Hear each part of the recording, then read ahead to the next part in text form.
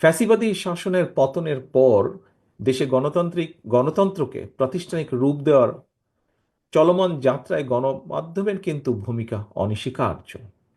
গণমাধ্যমে দেশ বিদেশের প্রতিদিনের চালচিত্র দৃশ্যমান।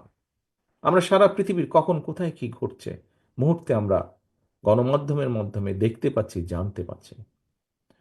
তবে চলমান এই ঘটনাবলী যেগুলা, তার পাশাপাশি ফ্যাসিবাদী শাসনের যে দুষ্কর্মগুলো প্রতিনিয়ত গণমাধ্যমে প্রচার এবং পরিসরে আলোচনার কিন্তু রাখা দরকার।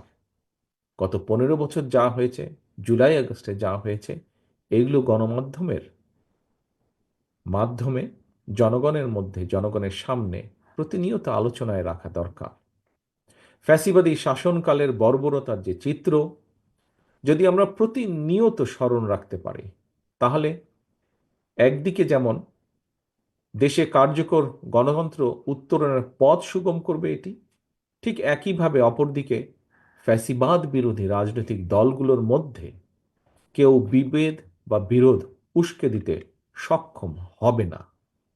এজন্য এই প্রসঙ্গে আমি ফ্যাসিবাদ শাসনের সময়কালের একটি বিষয় সম্পর্কে সবার দৃষ্টি আকর্ষণ করতে চাই। এখানে বেশ কিছু বক্তা এই বিষয়টি সম্পর্কে কিন্তু উল্লেখ করেছেন তাদের বক্তব্যে।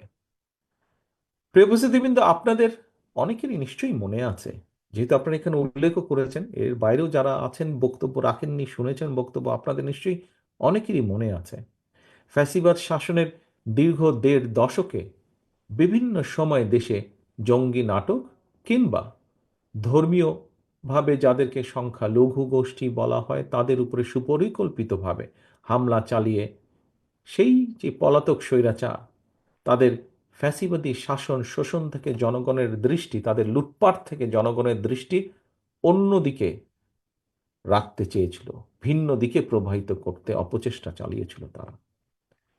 সেই পলাতক স্বৈরাচার তাদের নিজেদের হীন দলীয় রাজনৈতিক স্বার্থ চরিতার্থ করার জন্য দেশের বিভিন্ন ধর্মীয় জনগোষ্ঠীকে দাবার গুটি হিসেবে ব্যবহার করেছে।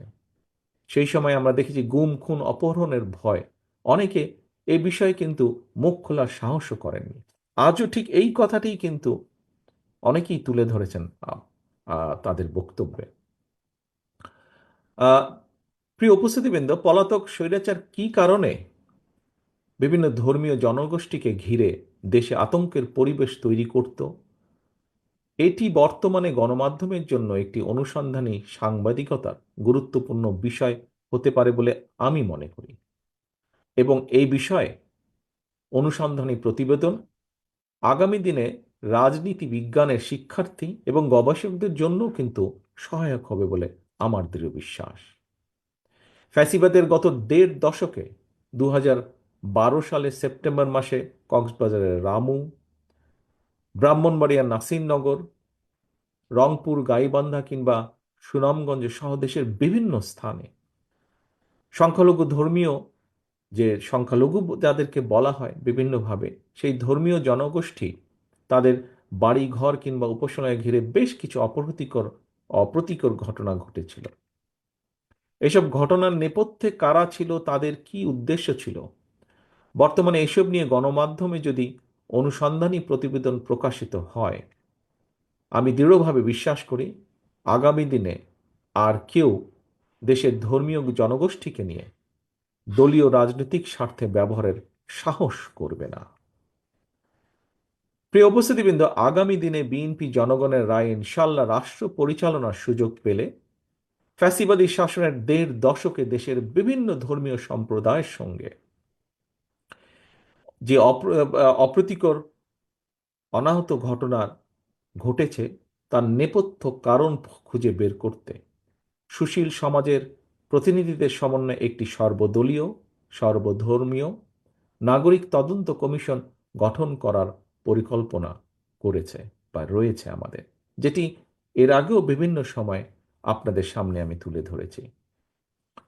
আমরা যারা শহীদ জিয়া, দেশনেত্রী খালেদা জিয়ার নেতৃত্বে রাজনীতি করি, আদর্শে রাজনীতি করি, সেই বিএনপি বিশ্বাস করে যে রাষ্ট্র ও সমাজে যেই রাষ্ট্র এবং সমাজে নারী, শিশু এবং বিভিন্ন ধর্মীয় জনগোষ্ঠীর মানুষ নিরাপদ নয় কিংবা নিরাপদ বোধ করে না, সেটি আর যাই হোক কোনো সভ্য রাষ্ট্র হতে পারে না।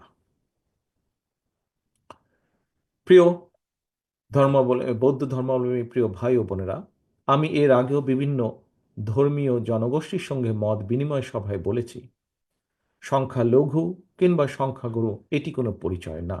এই কথাটিও আজকে আপনারা বেশ কয়েকজন বক্তা তাদের বক্তব্যে তুলে ধরেছেন। দল, মত, ধর্ম নির্বিশেষে দেশের প্রতিটি নাগরিকের প্রথম এবং প্রধান গর্বিত পরিচয়টি হচ্ছে আমরা বাংলাদেশী। নিজ নিজ ধর্মীয় বিশ্বাস কিংবা সাংস্কৃতিক স্বকীয়তা বজায় রেখেই একজন বাংলাদেশী হিসেবে প্রতিটি নাগরিক রাষ্ট্র ও সমাজের সকল ক্ষেত্রে সমান এবং ন্যায্য অধিকার ভোগ করবে, এটি বাংলাদেশ জাতীয়তাবাদী দল তথা বিএনপির নীতি। প্রিয় ভাই বোনেরা, নাগরিকদের প্রত্যক্ষ ভোটের মাধ্যমে বিএনপি দেশে এমন একটি গণতান্ত্রিক সরকার প্রতিষ্ঠিত করতে চায় যে সরকার জনগণের কাছে জবাবদিহি করতে বাধ্য থাকবে। তবে কেউ যেন আমাদের গণতান্ত্রিক রাজনৈতিক অধিকার, ভোটের অধিকার কুক্ষিগত করে রাখার ষড়যন্ত্র করতে না পারে, সেজন্য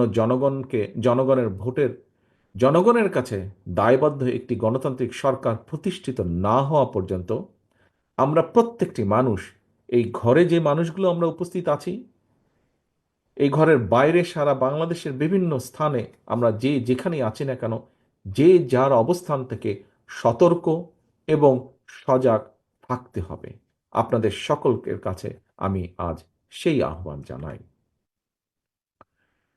প্রিয় বৌদ্ধ ধর্মাবলম্বী প্রিয় ভাই বোনেরা, আমি যতদূর জানি আগামীকাল রবিবার থেকে সম্ভবত অত্যন্ত আনন্দের সঙ্গে আপনাদের এই বছরের বুদ্ধ পূর্ণিমার আনন্দ উৎসব শুরু হয়ে যাবে।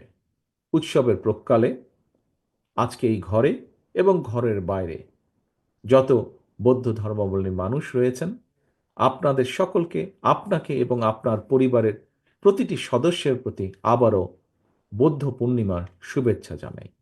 আপনাদের উৎসব, আনন্দ আয়োজন সুন্দর হোক, সফল হোক, এই প্রত্যাশা রেখে আমি আমার বক্তব্য এখানেই শেষ করছি আজকে। আল্লাহ হাফেজ। বাংলাদেশ জিন্দাবাদ। বাংলাদেশ জাতীয়তাবাদী দল জিন্দাবাদ।